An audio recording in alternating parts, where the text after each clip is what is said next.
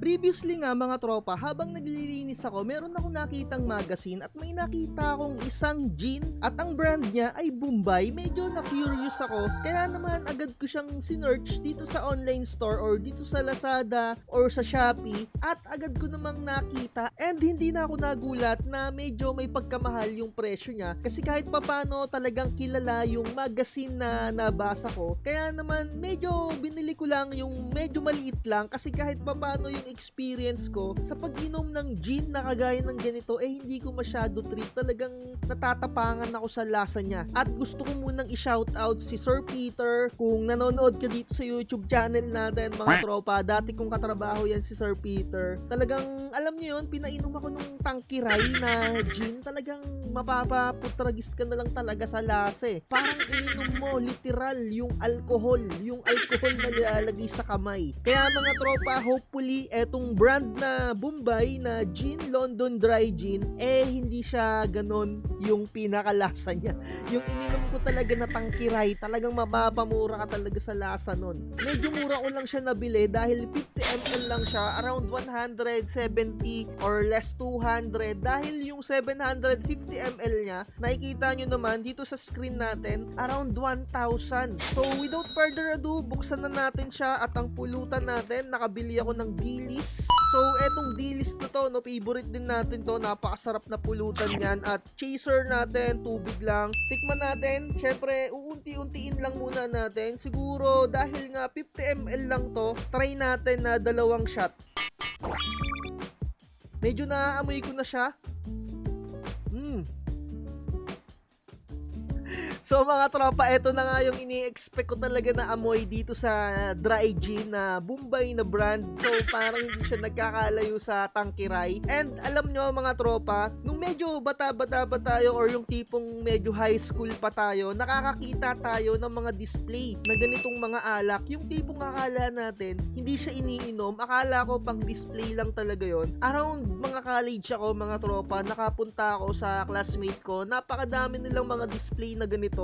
And akala ko nga hindi iniinom and first time ko nakainom ng mga ganito na mga maliit na bottles. Same lang din siya ng mga lasa or ng effect ng mga malalaking bottle, no? Yung mga sinasabi nila na mas matapang yan kasi maliit. Same lang yon mga tropa. So eto na nga, smell test muna tayo.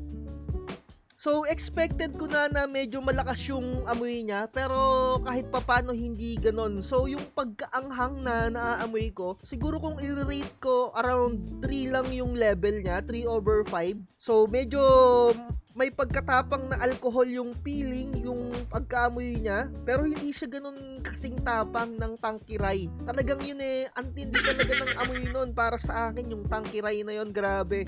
And hopefully ma-vlog natin dito sa channel natin yung tangkiray. Talagang ang lakas nun. Eto, maliit lang yung binili ko neto kasi gusto ko munang subukan kasi baka alam niyo na maitambak lang natin yan. Gusto ko kasi pag bumibili ako ng mga alak talagang nauubos once na nabuksan na natin. So ano yung naaamoy ko dito? Literal na parang alcohol. Pero hindi ganun kalakasan mga tropa. May naaamoy din ako na parang medyo may pagka-citrusy siya. Yung tipong alam niyo yung lemon, yung parang inisprayhan ka ng katas ng lemon, parang lemon zest ata yung tawag doon. Ganun yung feeling. Medyo complex yung lasa niya na pagka-citrusy Hindi ko ma-explain yung ibang flavor, pero ayun lang. Try yung amuyin yung mga alcohol ninyo dyan sa bahay. Medyo expect nyo na or i-imagine ninyo na maanghang yung alcohol na yon. Ganun yung feeling and tipong merong halo siya or infused siya ng lemon zest. Yung piniga na balat ng lemon. Hindi ko ma-explain yung ibang mga terminology So, syempre dito sa channel natin, gusto ko lang din i-share sa inyo kung as normal na manginginom din or yung tipong neutral lang din, kung kayang-kaya ba tong i-shot ng mga syempre, ng mga hindi malalakas sa mga alcohol. So, cheers! Try natin. So, konti lang. Matindi rin yung pagkaanghang niya mga tropa. Mainit, warm, spicy, talagang sumasabog. Sinabi ko na warm, spicy, para siyang, alam niyo yun, yung mainit na tubig tapos maanghang na kumakalat dito, no? Matindi yung hagod niya. Meron siyang lasa talaga ng lemon na nandun yung kurot ng lemon. Hindi ko ma-explain yung ibang lasa, basta parang napaka-tapang din yung lasa niya na maanghang na mainit. Konti lang yung sinat ko, parang siguro mga around 15 ml yung na-intake na natin. Isa pa no mga tropa. Full shot natin.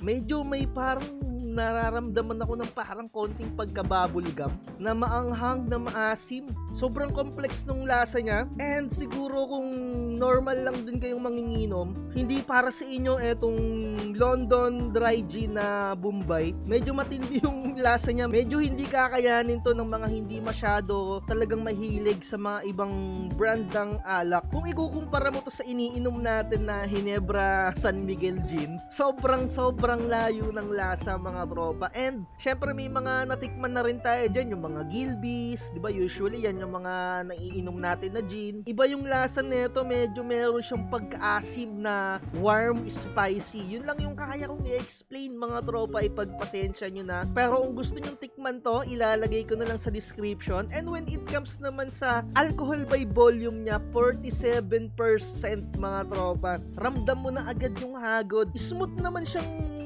i-intake, fresh, spicy, fresh, warm, spicy mga tropa. Medyo mabilis lang din mawala yung lasa na naiiwan. May naiiwan ng konti, pero mabilis din mawala. So, inuulit ko mga tropa, kung gusto nyong tikman to, ilalagay ko na lang sa description yung link. Syempre, drink moderately, at kung wala ka pa sa hustong edad, huwag mo nang itry muna to, no? Kailangan mga tipong 18 pataas mga tropa. Medyo may pagkatapang siya, pero mas matapang pa rin yung tangkiray. Para sa akin, ito, goods na goods naman. Siguro kung i-rate natin to, kung 1 to 5, hindi ako masyado mahilig mag-iinom ng mga gin. And to tell you honestly, para sa akin, 3/5 lang siya sa akin. Napaka-complex nung lasa niya. Siguro masarap to ihalo or gawing mga cocktail. Ayun lang yung masasuggest ko sa inyo kung ayaw niyo siyang straight, kasi medyo may pagkatapang din siya. So, ang sarap ng pulutan natin. Kahit pa paano, nag-enjoy ako dito sa content natin na Bombay. Saktong-sakto na to, pampatulog. Like, share, and subscribe. And hopefully, matikman nyo din to para kahit pa paano ma-experience nyo yung lasa. Siguro next vlog natin, siguro eto na yung time para inumin natin yung Jägermeister natin. Talagang gustong-gusto kong inumin yon. Favorite ko yung Jaeger. Para ma-explain ko rin sa inyo yung lasa. Shoutout ulit kay Sir Peter. Cheers mga tropa. Sabay-sabay tara, tikman natin sa bawat shot hanggat sa kaya natin. Mga bote at baso, puno ng alak, walang susuko, basta't lahat malakas. Tikman natin lahat yan, hanggang sa magdilim na, di pa rin bitaw.